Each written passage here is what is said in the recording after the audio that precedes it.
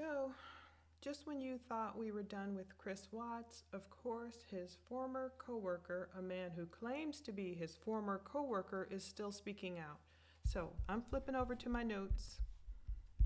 Brian Spence. That's the guy's name who spoke with people, but I gave myself a note. Brian Spence can't be found working at Anadarko Petroleum Corporation nor Tasman Geosciences. That's the company that contracted Nicole Kessinger to work for Anadarko. So did Brian Spence appear anywhere in the Watts discovery? I couldn't find him interviewed by cops or anyone. But one thing that makes me think Brian might be telling the truth. I remember Shanann did mention in one video that Chris Watts had been working late. I attempted to find the video, but I couldn't find it, but I know I've seen it. So that kind of matches up with what Brian Spence has told people. So I want to talk about this article really quickly, and Chris Watts' parents gave an interview to a YouTube creator named Seeking the Truth with Dave. So go on over there, find him. I watched at least one of these from a different account. I watched this one, I believe, right here, where Ronnie and Cindy Watts kind of give us an update of how they're doing 4 years after that tragic day, more than 4 years after Chris Watts took the lives of his whole family. So let's just read this really quickly. Move my little photo booth over a little more so you can see Jesus. There we go. Co-workers watched Chris Watts get more and more unhappy with his life before family murders. A contractor who worked with the convicted murderer tells people about his demeanor leading up to the killings. So this was published October 13th. And they just go over the things we know about the case. Watts admitting taking the life of Shanann, and ultimately he admitted taking the lives of his entire family. But there was, of course, a false confession at first, I believe, where he tried to blame Shanann for harming the children. But it says in the summer of 2018, Chris Watts was working as an oil field operator at Anadarko Petroleum in Frederick, Colorado. His pregnant wife, Shanann, sold weight loss products from home. We know she sold Thrive. She took care of the couple's 2 young daughters. Looked like they were living this life of suburban bliss, but those who worked closely with Chris began to see a difference in the affable father who kept pictures of his daughters on his phone. Things changed. He changed. Brian Spence, a contractor who worked with Watts for several years, tells people, I watched him get more and more unhappy with his life. He went from being a friendly guy to being withdrawn and angry. I saw him lose his temper over little workplace annoyances. Workplace annoyances, Spence continued. He had an irritable side with the contractors. He could be combative. Now, some people are not believing this report. They're thinking that Brian must have lied to people. They don't know if Brian Spence really exists. I couldn't find anything tied to his name, tied to Anadarko. If he worked there for several years, I think I'd be able to find something tying him to Anadarko, which I know is no longer in existence, or maybe Tasman Geosciences or whoever he contracted through. But maybe he's real. It wouldn't be the first time someone would come out saying they knew Chris, they worked with him, they've seen the changes in him. And I don't know, I couldn't find if People pays for stories. I know certain publications pay for stories, so I'm not sure if that's why we're seeing this or if a person's just speaking out and telling the truth. It seems to go against what other people said about Chris Watts. Everyone else said, oh, we never expected this. He was kind of like the nicest, quietest guy you'd ever meet. We never saw any of this coming. But certain people did see a change in Chris. Lauren Arnold, one of Shanann's friends, did mention, yeah, around April or March of 2018, Chris did seem a little bit more distant. He would just go upstairs whenever I was over there. He would just, unlike previous times where he would maybe be friendly with Lauren, sit and chat or what have you, towards the end, March, April-ish, months before the sad murders happened, Lauren said, yeah, he would just go straight upstairs. So other people kind of noticed a change. But if this is true, it makes me wonder if Nicole Kessinger and Chris Watts went out a little bit longer than what they claimed. Was it only really a 6-week affair? It was unclear what had caused the sudden change, but Spence noted that Watts was no longer in a hurry to rush home every day after work. He did a lot more happy hours with us contractors, he says. After work, we'd go get beers and he'd come and have one with us, and he was always one of the last ones to leave. We're all family men and had to get home to our kids, so we'd drink from 6 to 7 and then go. He'd want to stay past 8 if anyone was willing to stay. So some people are thinking, I call BS on that because Shanann wouldn't have stood for Chris staying out so late. That's why I really wanted to find that video when Shanann was claiming Chris had been working late. I knew it was near a holiday, so I looked at her Thanksgiving 2017 videos and around Christmas 2017, but I couldn't find it. That's why I thought Chris maybe blamed, if he was in fact hanging out with coworkers, he might have blamed that on happy hour. Maybe he told her, oh yeah, I'm going out for happy hour, honey. Or no, maybe he told her, I'm working late, honey, whereas he was really going out for happy hour. I don't think Shanann would have stood by a ton of happy hour drinking. But people says, despite Watts' behavior, Spence says he didn't suspect that he would eventually kill his wife and 2 daughters before doing what he did with their bodies, stashing them at the oil field. And it just talks about the horrific crime. Spence said, that I didn't see coming. I knew he was unhappy, but he's not the first unhappy guy in the history of the world, and most of them don't kill their wives. And only a few of Watts' colleagues knew he was having an affair with a coworker who thought he was already separated. Spence said he didn't talk about his affair, but he was always like, this or that chick wants to bang me, but I didn't know it was actually happening. I thought it was just talk. So, did Watts really say that? You know, that's another thing that kind of rings true, even though people might think it's ridiculous. But if you remember, when Chris Watts first went to prison out in Weld County, and the guy, dad with a phone, I believe it was him who was there with him, and he may have been the one that said, yeah, Chris Watts is bragging about all of these girls, or he just wants some pee, as it was. It was just kind of a crass statement. So even though people think Watts might not say something like that, he really might say something like that. This or that chick wants to bang me. So maybe Chris Watts, once he met Nicole and Nicole wanted him and he started feeling himself because he had lost all that weight and, you know, with the beard, and maybe he thought he was really looking good.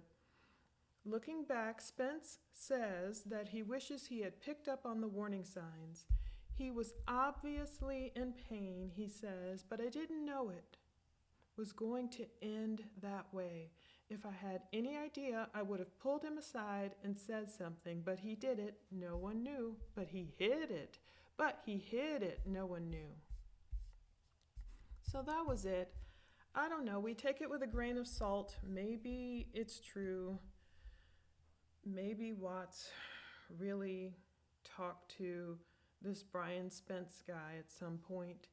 The only thing I got thus far from this interview right here, Chris Chris's parents, Ronnie and Cindy Watts, are apparently close with this YouTube creator. He flew, I believe, all the way overseas somewhere to their home in the Carolinas, wherever they're from. Got to keep all these cases straight.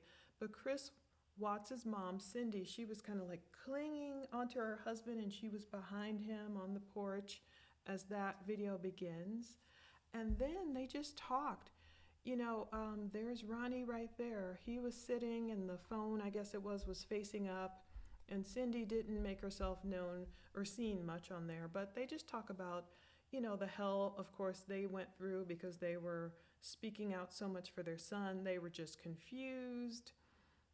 They believed what Chris told them initially. When Chris told his dad, he confessed, but that first confession, August 15th, 2018, some of these dates will forever remain in my mind.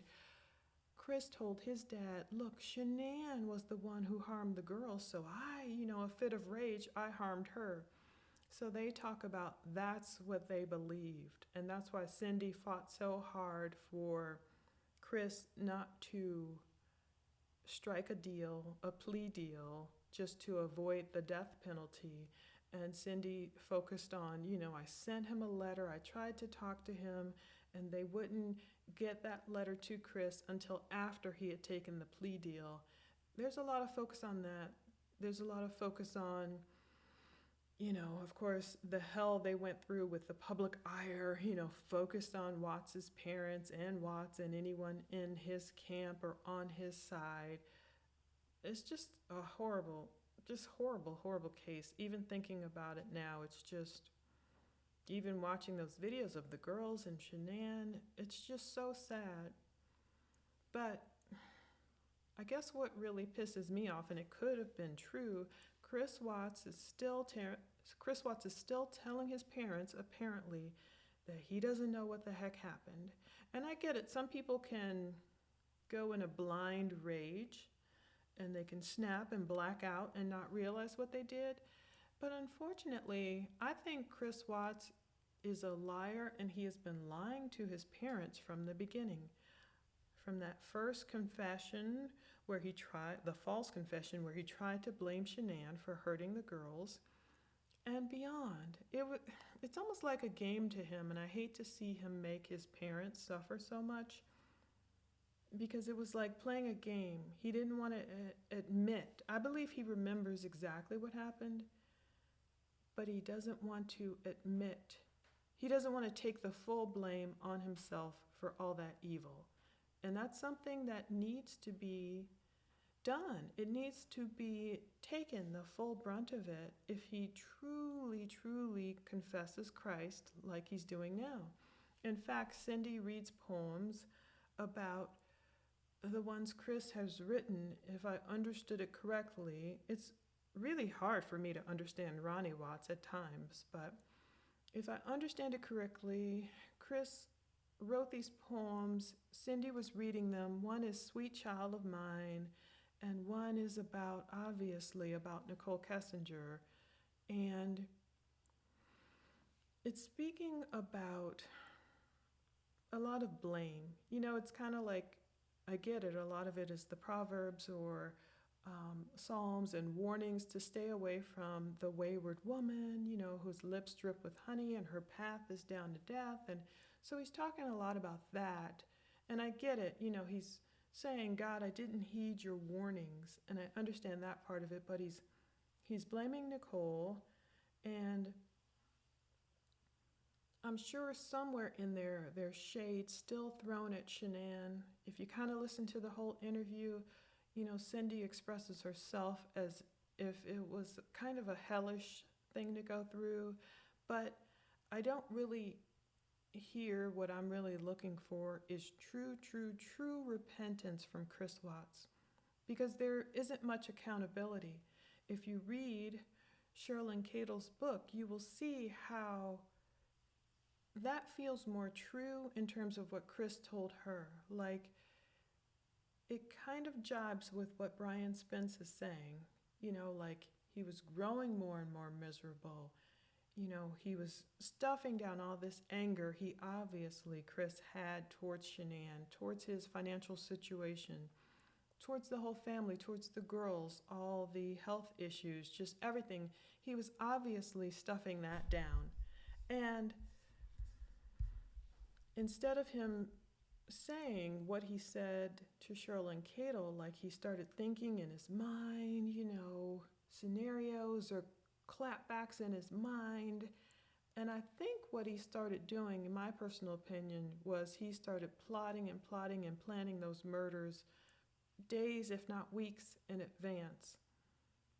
And instead of him just telling his parents that and telling his parents what actually happened, what he literally did, which he kind of course, confessed to police finally in, what was it, February, March of 2019.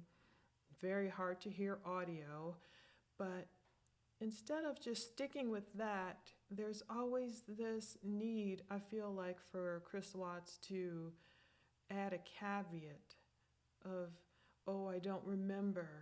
Was it really me that did that? I don't know. And so he's still not being truthful to me with his family to say, yes, I really remember. I knew that was the last time I had tucked them in. I knew what I was going to do that morning. The whole time I was driving out to Survey 319, I knew what I was doing. I could have turned around. I didn't. We're not getting a ton of that. We're getting a lot of bits and pieces and certain things just left out.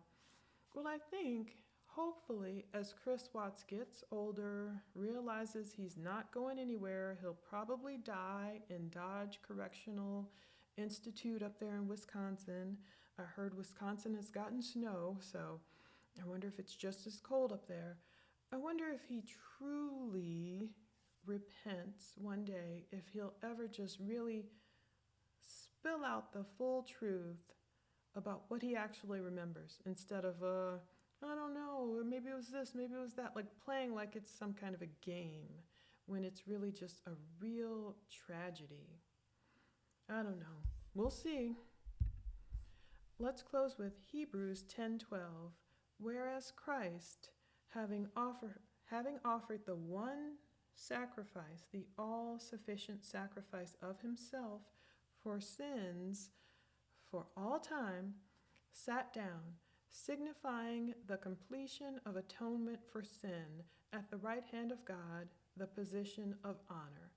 So if that's whom the Savior, Chris Watts, is really speaking to and believing in, I think he wouldn't be still playing all these games with his parents and people, and it's like a game of, oh, this, I'll tell you this, and I'll tell you that, and I just don't remember, just to not try and take full culpability.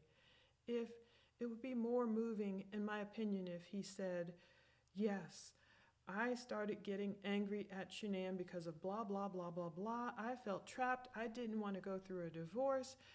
I was afraid she'd take everything, and this is when I started plotting and planning. And then, Lord, forgive me for all of that, instead of saying, oh, I don't quite remember, or, maybe it was someone else's hands around mine. And yeah, maybe that's true, but he knows a lot more, in my opinion, than what he's confessing. And I just wish he would just tell the truth, no matter how harsh it is, tell the truth and stop playing all these little games with such a tragic tragedy. Thanks so much for watching. I will keep continuing to post other videos about other cases on this channel because unfortunately there's so much crime to cover. Okay, take care.